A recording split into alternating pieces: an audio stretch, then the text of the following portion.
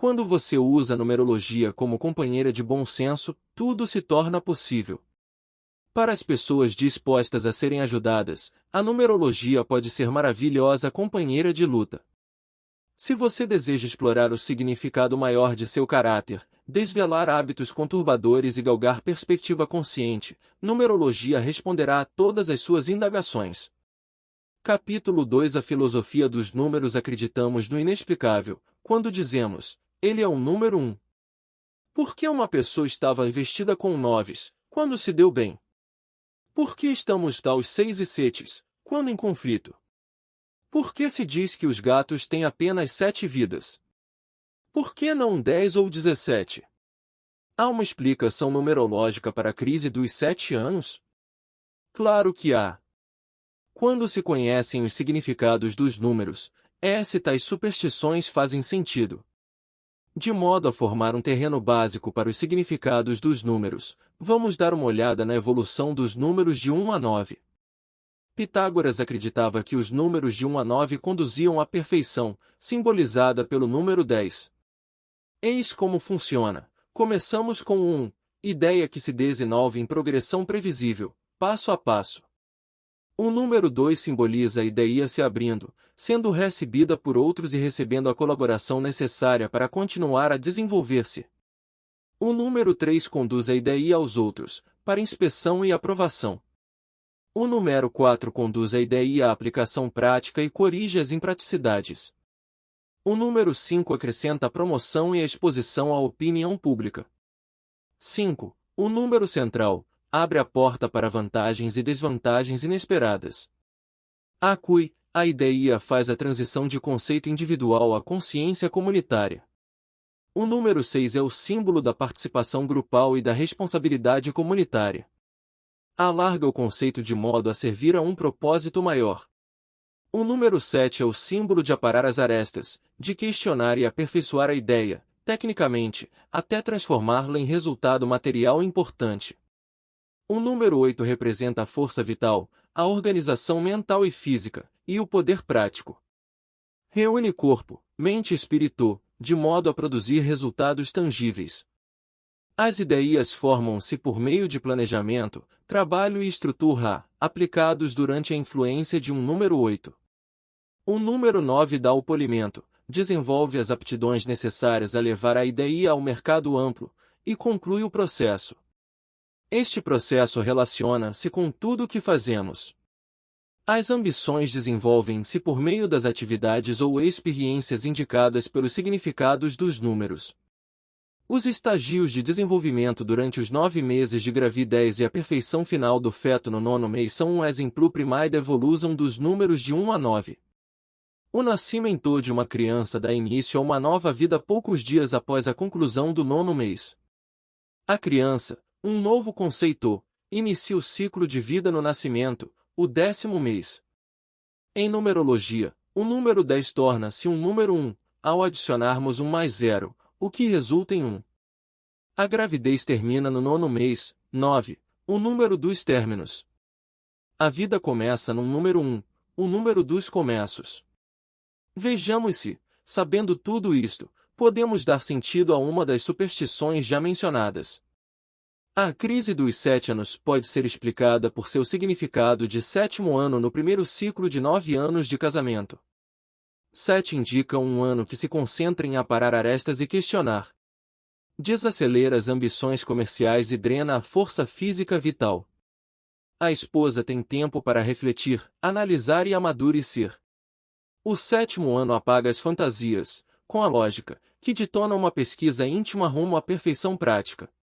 Como nada é perfeito, há sempre desapontamento e desilusão. Os problemas pessoais são atribuídos ao casamento. Atos impulsivos, porém, não devem ser executados no 7º ano de um casamento ou de qualquer parceria. É preciso compreender que, durante o sério e introspectivo ano 7, toda esposa anseia ser uma pessoa por si só. As intimidades do casamento trarão, então, sensações desconfortáveis. Amantes e parceiros não devem tirar conclusões ou promover mudanças antes de iniciar o 8º ano, que é um processo prático, material, de resolver problemas e que integra trabalho, comércio e bom senso. As pessoas que o fazem uma pausa para então selecionar as prioridades individuais, em vez de consultar impulsivamente um advogado, usam o 7º ano para redefinir sua identidade pessoal. Quem pensa com paciência não se arrepende, de modo geral, de um divórcio provocado pela crise dos 7 anos. Mas, cuidado com o 7º ano no próximo ciclo de 9 anos. Será também introspectivo. Estes períodos solitários, que debilitam o físico, surgem quando nos deparamos com o 7º, 16º, 25º, 34º, 43º, 52º, 61º, 70º, 79º, 88º e 97º ano de casamento ou de vida. O 7º ano nos ciclos de 9 anos de experiências afeta a produção das coisas iniciadas 7 anos antes, e a auto-análise efetuada durante o 7º ano conduz ao renascimento 3 anos depois. Um pouco de história desde 14.000 AC, quando o homem de Cro Magnon caminhou pelas geleiras, as pessoas percebem, sentem e respondem às vibrações dos números. Os homens das cavernas mostravam a sua interpretação da dualidade dos números com desenhos primitivos no chão e nas paredes das cavernas. Os anciãos ou líderes dos clãs das cavernas, ao recusar reexpor seu conhecimento, deram origem ao mistério que se escondia por trás do sistema de contagem. A magia do número, tão importante quanto as técnicas de cura, era transmitida apenas aos membros de maior confiança e inteligência do clã. Embora engatinhando no plano mental, quando o homem Prime se socializou, interagindo com outros para a agricultura e o escambo, é provável que tenha desenvolvido o sentido de contagem ao comparar um animal de 4 patas às peles de 4 animais. Entretanto, a linguagem era primitiva, e o homem teve que criar sons para os números. Usou palavras que se aliaram aos exemplos observados em seu meio natural. O homem primevo desenvolveu palavras pictóricas para arrar os números. O nome de uma flor de 6 pétalas pode ter sido o símbolo da palavra que indicava o valor cumulativo do 6. Os desenhos valiam 1000 palavras que inexistiam em seu vocabulário. A capacidade de comunicação do homem era limitada, mas ele sabia calcular. Para indicar que tinha 3 expo SAS, um homem da caverna podia desenhar uma forma feminina junto a uma folha de 3 arestas. Os observadores, no clã, retinham os desenhos e usavam-nos repetidamente.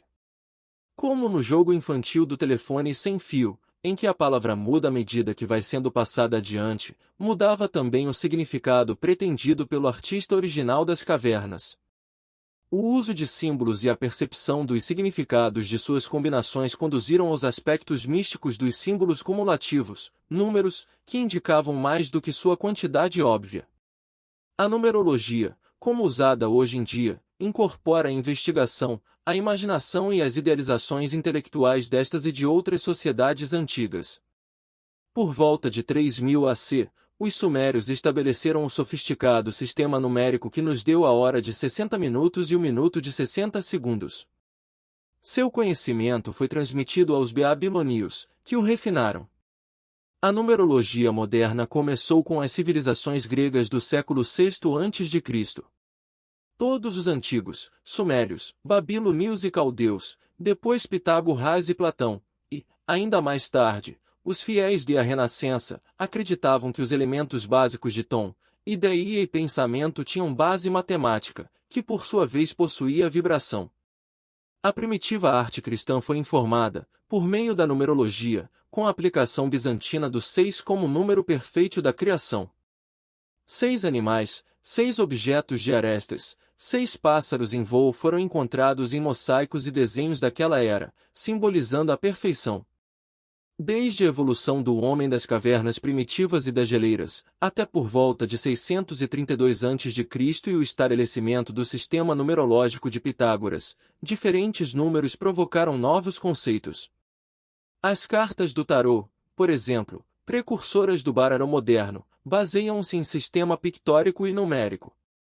A leitura das cartas começou quando os humanos conceitualizaram consciência íntima, construíram o autocontrole e tentaram dominar o destino. A interpretação pictórica começou com uma coluna de pedras coloridas, que, nas culturas mais sofisticadas, transformou-se em ladrilhos de mosaico.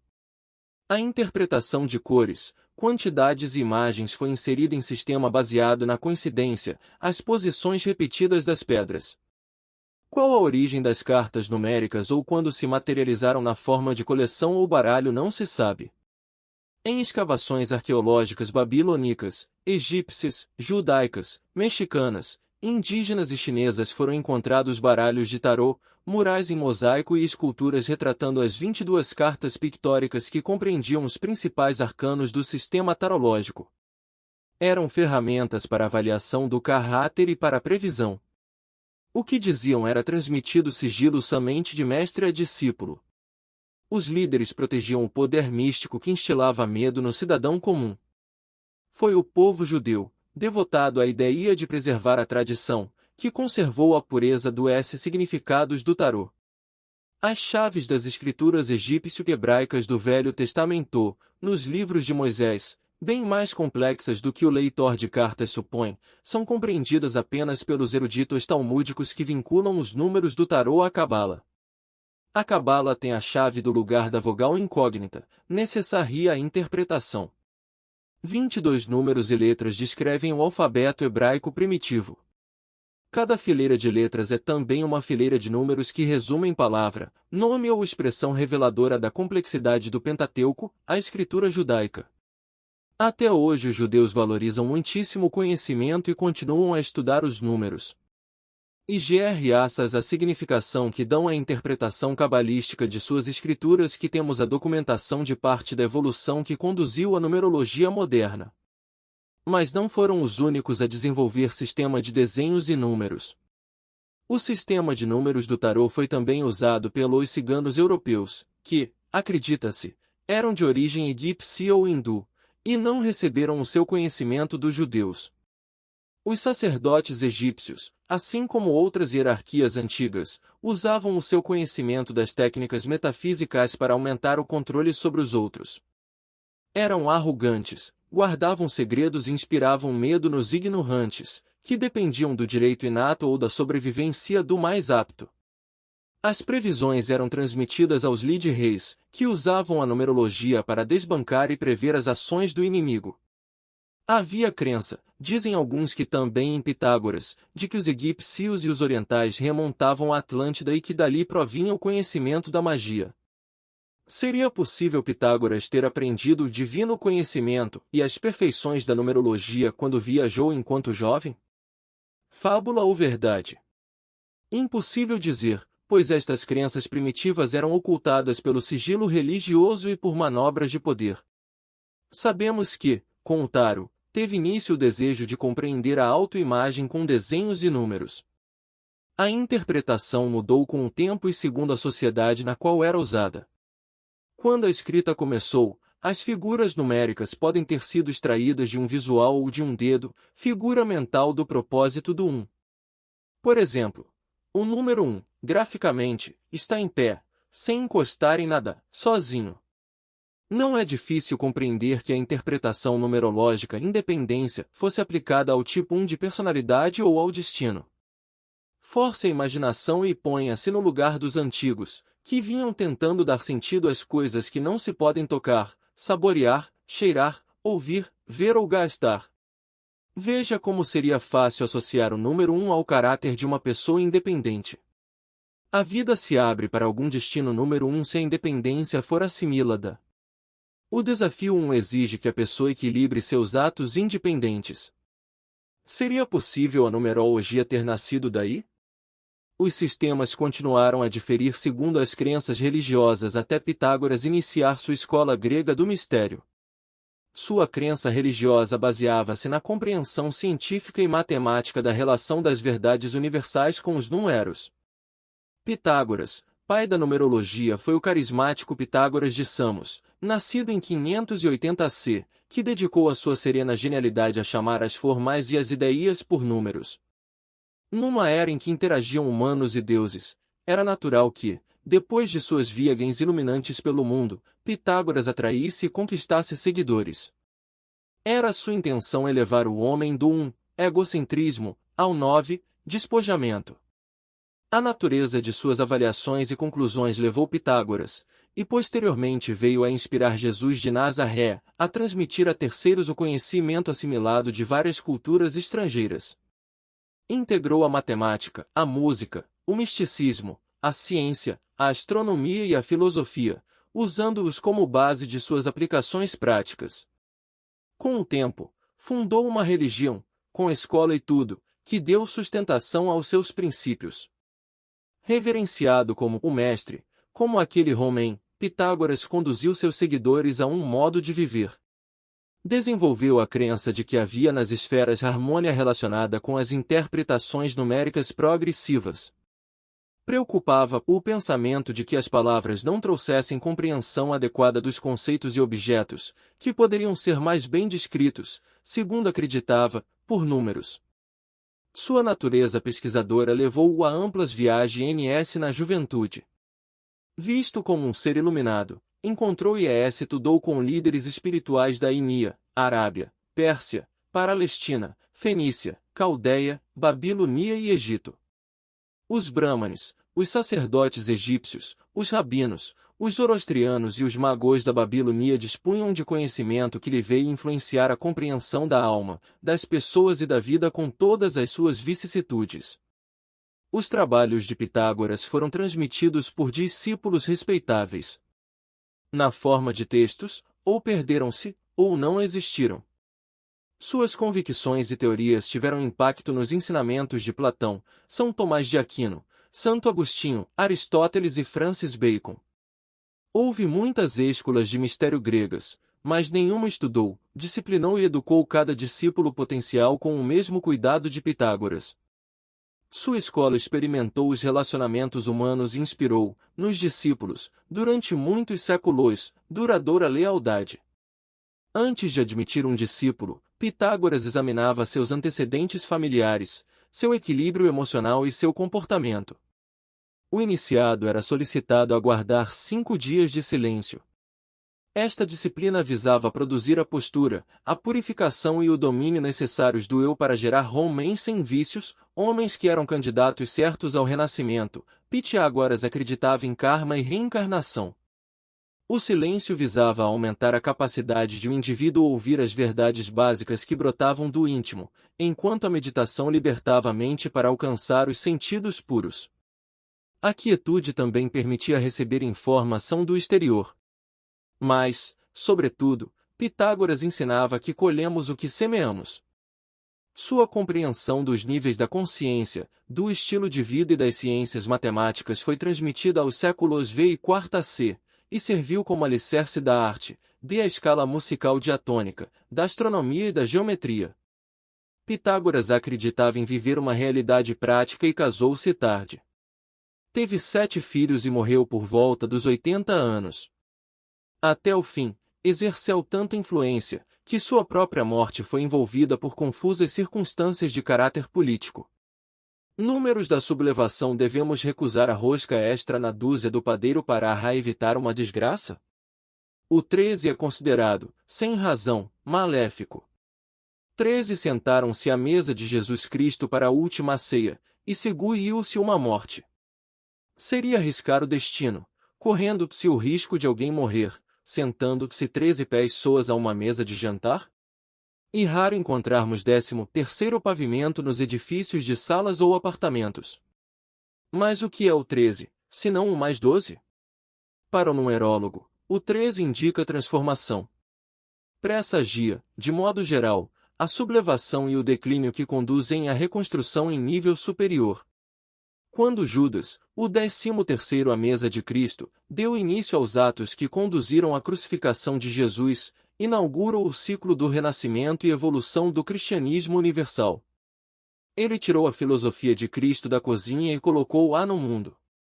O 13º convidado criou clamor público que galvanizou os seguidores de todo o universo.